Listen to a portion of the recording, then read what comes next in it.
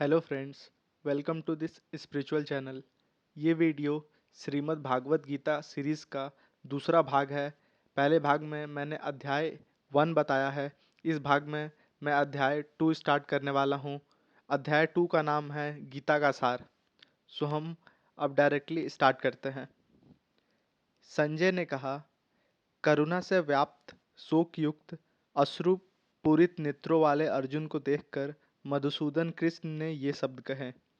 श्री भगवान ने कहा, हे अर्जुन, तुम्हारे मन में यह कल्मश आया कैसे? यह उस मनुष्य के लिए तनिक भी अनुकूल नहीं है जो जीवन के मूल्यों को जानता हो। इससे उच्च लोक की नहीं अपितु अपयश की प्राप्ति होती है। हे पृथापुत्र, इस हीन नपुंसकता को प्राप्त मत हो, यह तुम्हें शोभा नहीं देती। हे शत्रुओं के दमन करता, हृदय के शुद्र दुर्बलता को त्याग कर युद्ध के लिए खड़े हो। अर्जुन ने कहा, हे शत्रुहंता, हे मधुसूदन, मैं युद्ध भूमि में किस तरह भीष्म तथा द्रोण जैसे पूजनीय व्यक्तियों पर उलटकर बाण चलाऊंगा। ऐसे महापुरुषों को जो मेरे गुरु हैं, उन्हें मारकर जीने की अपेक्षा इस संसार में भीख मांगकर खाना ज़्यादा अच्छा है। भले ही वे सांसारिक लाभ के इच्छुक हों, किंतु है तो गुरुजन ही। यदि उनका वध होता है तो हमारे द्वारा भोग की गई प्रत्येक वस्तु उनके रक्त से सनी होगी। हम यह भी नहीं जानते कि हमारे लिए क्या श्रेष्ठ है, उनको जीतना या उनके द्वारा जीते जाना। यदि हम धृतराष्ट्र के पुत्रों का वध कर देते हैं तो हमें जीवित रहने की आवश्यकता नहीं है। फिर भी वे विद युद्ध भूमि में हमारे समक्ष खड़े हैं। अब मैं अपनी कृपण दुर्बलता के कारण अपना कर्तव्य भूल रहा हूँ और सारा धैर्य खो चुका हूँ। ऐसी अवस्था में मैं आपसे पूछ रहा हूँ कि जो मेरे लिए श्रेयस्कर है उसे निश्चित रूप से बताएं। अब मैं आपका शिष्य हूँ और आपका शरणागत हूँ। कृपया मुझे उपदेश दें। मुझे ऐसा कोई साधन नहीं दिखता जो मेरी इंद्रियों को सुखाने वाले इस शोक को दूर कर सके। स्वर्ग पर देवताओं की आधिपत्य की तरह इस धन धान्य समस्त्र सारी पृथ्वी पर निष्कंटक राज्य प्राप्त करने पर भी मैं इस शोक से दूर नहीं हो सकूंगा। संजय ने कहा, इस प्रकार कहने के बाद शत्रुओं के दमन करने वाला अर्जुन कृष्ण से बोला, हे गोविंद, मैं युद्ध नहीं करूंगा, और चुप हो गया। हे भरतवंशी धृतराष्ट्र, उस समय दोनों सेनाओं के मध्य शोकगम्न अर्जुन से कृष्ण ने मानो हंसते हुए ये शब्द कहे। श्री भगवान ने कहा, तुम पांडित्यपूर्ण वचन कर कहते हुए उनके लिए शोक कर रहे हो जो शोक करने के योग्य नहीं है। जो विद्वान होते हैं वे न तो जीवित के लिए न ही मृत के लिए शोक करते हैं। ऐसा कभी नहीं हुआ है कि मैं न रहा हूँ या तुम न रहे हो, अथवा ये समस्त राजा न रहे हों, और न ऐसा है कि भविष्य में हम लोग नहीं रहेंगे। जिस प्रकार शरीरधारी आत्मा इस वर्तमान शरीर में बाल्यावस्था से तरुणावस्था में और फिर वृद्धावस्था में निरंतर अग्रसर होता रहता है, उसी प्रकार मृत्यु होने पर आत्मा दूसरे शरीर में चला जाता है। धीर व्यक्ति ऐसे परिवर्तन से मोह में प्राप्त नहीं होता। हे कुंती पुत्र, सुख तथा दुख का क्षणिक उदय तथा कालक्रम में उनका अंतर्ध्यान होना सर्दी तथा गर्मी की ऋतुओं के आने जाने के समान है। हे भरतवंशी, वे इंद्रिय बोध से उत्पन्न होते हैं और मनुष्य को चाहिए कि अविचल भाव से उनको सहन करना सीखे। हे पृष्ठ श्रेष्ठ अर्जुन, जो पुरुष सुख तथा दुख में विचलित नहीं होता है और इन दोनों में संभाव रहता है, वह निश्चित रूप से मुक्ति के योग्य है। तत्वदर्शियों ने यह निष्कर्ष निकाला है कि असत अर्थात भौतिक शरीर का तो कोई चिर अस्तित्व नहीं है, किंतु सत अर्थात आत्मा अपरिवर्तित रहता है। उन्होंने इन दोनों के प्रकृति के अध्ययन द्वारा यह निष्कर्ष निकाला है। जो सारे शरीर में व्याप्त है उसे ही तुम अविनाशी समझो।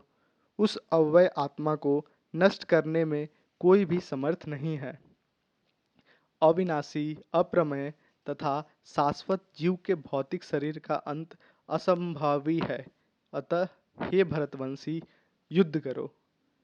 जो इस जीवात्मा को मारने वाला समझता है तथा जो इसे मरा हुआ समझता है, वे दोनों ही अज्ञानी हैं, क्योंकि आत्मा न तो मरता है न मारा जा सकता है।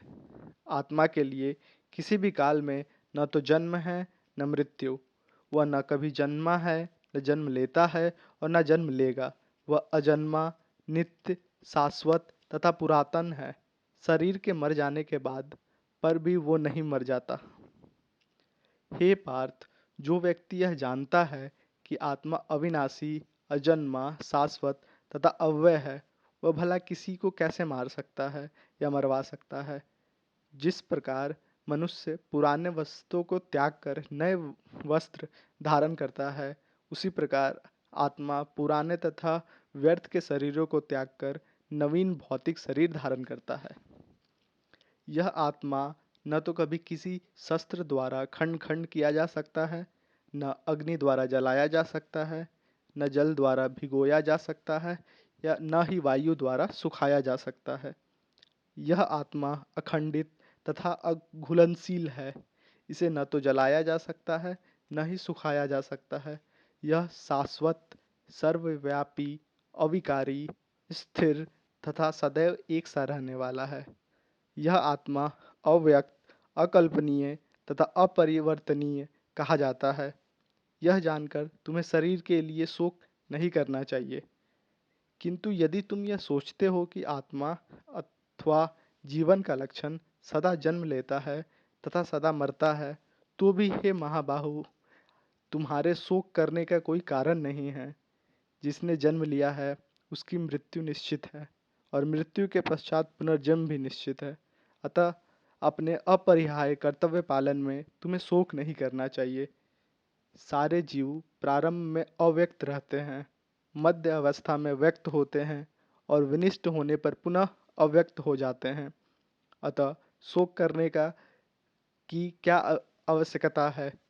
कोई आत्मा को आश्चर्य से देखता है, कोई इसे आश्चर्य की तरह बताता है तथा कोई इसे आश्चर्य की तरह सुनता है, किंतु कोई कोई इसके विषय में सुनकर भी कुछ नहीं समझ पाता। हे भरतवंशी, शरीर में रहने वाले देही का कभी भी वध नहीं किया जा सकता, अतः तुम्हें किसी भी जीव के लिए शोक करने की आवश्यकता नहीं है। क्षत्रिय होने के नाते अपने विशिष्ट धर्म का विचार करते हुए तुम्हें जानना चाहिए कि धर्म के लिए युद्ध करने से बढ़कर तुम्हारे लिए अन्य कोई कार्य नहीं है। अतः तुम्हें संकोच करने की आवश्यकता ही नहीं है। हे पार्थ, वे क्षत्रिय सुखी हैं जिन्हें ऐसे युद्ध के अवसर अपने आप प्राप्त होते हैं, जिसके उनके लिए स्वर्गलोक के द्वार खुल जाते हैं। किंतु यदि तुम युद्ध करने के स्वधर्म को संपन्न नहीं करते हो, तो तुम्हें निश्चित रूप से अपने कर्तव्य की उपेक्षा करने का पाप लगेगा और तुम योद्धा के रूप में भी अपना यश खो दोगे। लोग सदैव तुम्हारे अपयश का वर्णन करेंगे, और सम्मानित व्यक्ति के लिए अपयश तो मृत्यु से भी बढ़कर है। जिन जिन महान योद्धाओं ने तुम्हारे नाम तथा यश को सम्मान दिया है, वे सोचेंगे कि तुमने डर के मारे युद्ध भूमि छोड़ दी, और इस तरह वे तुम्हें तुच्छ समझेंगे। तुम्हारे शत्रु अनेक प्रकार के कटु शब्दों से तुम्हारा वर्णन करेंगे और तुम्हारी सामर्थ्य का उपहास करेंगे। तुम्हारे लिए इससे दुखदायी और क्या हो सकता है। हे कुंती पुत्र, तुम यदि युद्ध में मारे जाओगे तो स्वर्ग प्राप्त करोगे, या यदि तुम जीत जाओगे तो पृथ्वी का साम्राज्य का भोग करोगे। अतः दृढ़ संकल्प करके खड़े हो और युद्ध करो। तुम सुख या दुख, हानि या लाभ, विजय या पराजय का विचार किए बिना युद्ध के लिए युद्ध करो। ऐसा करने पर तुम्हें कोई पाप नहीं लगेगा। यहाँ मैंने वैश्लेषिक अध्ययन सांख्य द्वारा इस ज्ञान का वर्णन किया है। अब निष्काम भाव से कर्म करना बता रहा हूँ, उसे सुनो। हे पृथापुत्र, तुम यदि ऐसे ज्ञान से कर्म करोगे तो तुम कर्मों के बंधन से अपने आप को मुक्त कर सकते हो। इस प्रयास में न तो हानि होती है और न ही ह्रास, अपितु इस पथ पर की गई अल्प प्रगति भी महान भय से रक्षा कर सकती है। जो इस मार्ग पर चलते हैं वे प्रयोजन में दृढ़ रहते हैं और उनका लक्ष्य भी एक होता है। हे कुरुनंदन, जो दृढ़ प्रतिज्ञ नहीं है उनकी बुद्धि अनेक शाखाओं में विभक्त रहती है। अल्प ज्ञानी मनुष्यों वेदों के उन अलंकारिक शब्दों के प्रति अत्यधिक आसक्त रहते हैं जो स्वर्ग के प्राप्ति, अच्छे जन्म, शक्ति इत्यादि के लिए विविध सकाम कर्म करने की संतुति करते हैं। इंद्रिय तृप्ति तथा ऐश्वर्यमय जीवन की अभिलाषा के कारण वे कहते हैं कि इससे बढ़कर और कुछ भी नहीं। जो लोग इंद्रिय भोग तथा भौतिक ऐश्वर्य के प्रति अत्यधिक आसक्त होने से ऐसी वस्तुओं से मोहग्रस्त हो जाते हैं, उनको उनके मनों में भगवान के प्रति भक्ति की दृढ़ निश्चय नहीं होता है। वेदों में मुख्यतः प्रकृति के 3 गुणों का वर्णन हुआ है। हे अर्जुन, इन 3 गुणों से ऊपर उठो। समस्त द्वैतों तथा लाभ तथा सुरक्षा की सारी चिंताओं से मुक्त होकर आत्मपरायण बनो। एक छोटे से कूप का सारा कार्य एक विशाल जलाशय से तुरंत पूरा हो जाता है। इसी प्रकार वेदों के आंतरिक तात्पर्य जानने वाले को उनके सारे प्रयोजन सिद्ध हो जाते हैं। तुम्हारा अपना कर्म कर्तव्य करने का अधिकार है, किंतु कर्म के फलों के तुम अधिकारी नहीं हो। तुम न तो कभी अपने आप को अपने कर्मों के फलों का कारण मानो, न ही कर्म न करने में कभी आसक्त हो। हे अर्जुन, जय अथवा पराजय की समस्त आसक्ति त्याग कर संभाव से अपना कर्म करो। ऐसी समता योग कहलाती है। हे धनंजय, भक्ति के द्वारा समस्त गर्हित कर्मों से दूर रहो और उसी भाव से भगवान की शरण ग्रहण करो। जो व्यक्ति अपने सकाम कर्म फलों को भोगना चाहते हैं वे कृपण हैं। भक्ति में संलग्न मनुष्य इस जीवन में ही अच्छे तथा बुरे कार्यों से अपने को मुक्त कर लेता है। अतः योग के लिए प्रयत्न करो, क्योंकि सारा कार्य कौशल यही है। इस तरह भगवत भक्ति में लगे रहकर बड़े बड़े ऋषि मुनि अथवा भक्तगण अपने आप को इस भौतिक संसार के कर्म के फलों से मुक्त कर लेते हैं। इस प्रकार वे जन्म मृत्यु के चक्र से छूट जाते हैं और भगवान के पास जाकर उस अवस्था को प्राप्त करते हैं जो समस्त दुखों से परे है। जब तुम्हारी बुद्धि मोह रूपी सघन वन को पार कर जाएगी तो तुम सुने हुए अथवा सुनने योग्य सब के प्रति अन्यमनस्क हो जाओगे। जब तुम्हारा मन वेदों की अलंकारमयी भाषा से विचलित न हो और वह आत्म साक्षात्कार की समाधि में स्थिर हो जाए, तब तुम्हें दिव्य चेतना प्राप्त हो जाएगी। अर्जुन ने कहा, हे कृष्ण, आध्यात्म में लीन चेतना वाले व्यक्ति स्थित प्रज्ञ के क्या लक्षण हैं, वह कैसे बोलता है तथा उसकी भाषा क्या है, वह किस तरह बैठता है और चलता है। श्री भगवान ने कहा, हे पार्थ, जब मनुष्य मनोधर्म से उत्पन्न होने वाली इंद्रिय तृप्ति की समस्त कामनाओं का परित्याग कर देता है और जब इस तरह से विशुद्ध हुआ उसका मन आत्मा में संतोष प्राप्त करता है, तो वह विशुद्ध दिव्य चेतना को प्राप्त अर्थात स्थित प्रज्ञ कहा जाता है। जो त्रय तापों के होने पर भी मन में विचलित नहीं होता अथवा सुख में प्रसन्न नहीं होता और जो आसक्ति, भय तथा क्रोध से मुक्त है, वह स्थिर मन वाला मुनि कहलाता है। इस भौतिक जगत में जो व्यक्ति न तो शुभ की प्राप्ति से हर्षित होता है और न अशुभ के प्राप्त होने पर उससे घृणा करता है, वह व्यक्ति ज्ञान में स्थिर होता है। जिस प्रकार कछुआ अपने अंगों को संकुचित करके खोल के भीतर कर लेता है, उसी तरह जो मनुष्य अपनी इंद्रियों को इंद्रिय विषयों से खींच लेता है, वह पूर्ण चेतना में दृढ़ता पूर्वक स्थिर होता है। देहधारी जीव इंद्रिय भोग से भले ही निवृत्त हो जाए, पर उनमें इंद्रिय भोगों की इच्छा बनी रहती है। लेकिन उत्तम रस के अनुभव होने से ऐसे कार्यों को बंद करने पर वह भक्ति में स्थिर हो जाता है। हे अर्जुन, इंद्रियां इतनी प्रबल तथा वेगवान हैं कि वे उस विवेकी पुरुष के मन को भी बलपूर्वक हर लेती है जो उन्हें वश में करने का प्रयत्न करता है। जो इंद्रियों को पूर्णतः वश में रखते हुए इंद्रिय संयम करता है और अपनी चेतना को मुझ में स्थिर कर देता है, वह मनुष्य स्थिर बुद्धि कहलाता है। इंद्रिय विषयों का चिंतन करते हुए मनुष्य की उनकी आसक्ति उत्पन्न हो जाती है और ऐसी आसक्ति से काम उत्पन्न होता है और फिर काम से क्रोध प्रकट होता है। क्रोध से पूर्ण मोह उत्पन्न होता है और मोह से स्मरण शक्ति का विभ्रम हो जाता है। जब स्मरण शक्ति भ्रमित हो जाती है तो बुद्धि नष्ट हो जाती है और बुद्धि नष्ट होने पर मनुष्य भवकूप में पुनः गिर जाता है। किंतु समस्त राग तथा द्वेष से मुक्त एवं अपनी इंद्रियों को संयम द्वारा वश में करने में समर्थ व्यक्ति भगवान की पुण्य कृपा प्राप्त कर सकता है।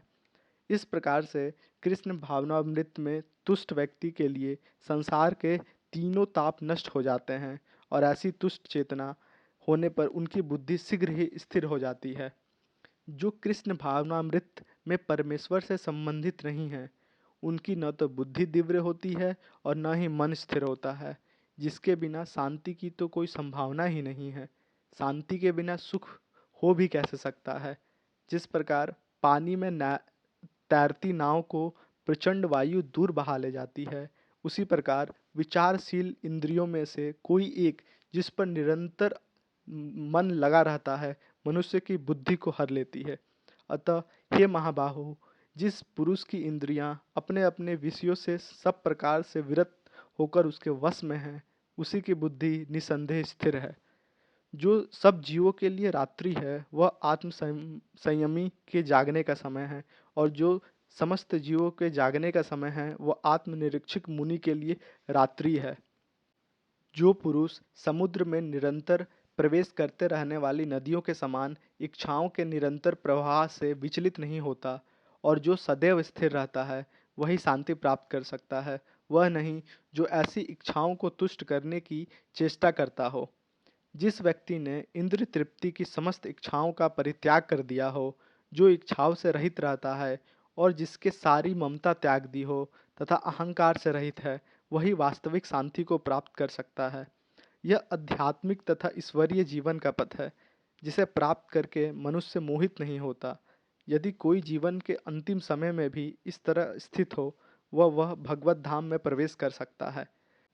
इस श्लोक के साथ अध्याय 2 समाप्त होता है। इस वीडियो से अगर आपके जीवन में थोड़ा भी परिवर्तन आया है, या आप थोड़ा भी पॉजिटिव हुए हो या थोड़ा शांत हुए हो, तो आप इस चैनल को सब्सक्राइब कर दीजिए, क्योंकि नेक्स्ट वीडियो में मैं गीता का अध्याय 3 लाने वाला हूँ।